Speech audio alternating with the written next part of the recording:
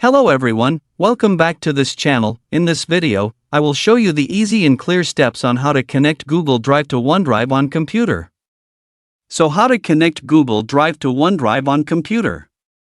Make sure you keep watching this video until the end. Let's get started right away. Firstly, just go to the OneDrive application on your computer or laptop. And this is the OneDrive display. First go to the album menu, move the cursor to the top right of the screen. Here there are many menu options. Tap this settings menu. Here a scrolling menu will appear. Tap new option.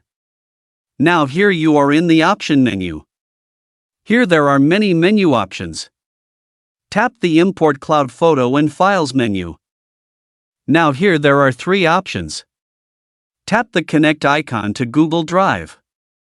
Now it will appear like this. Select the account to be connected. Wait for the process to complete. Scroll down and tap Continue. Wait until the process is complete. Now you can see here that it has finished connecting to Google Drive.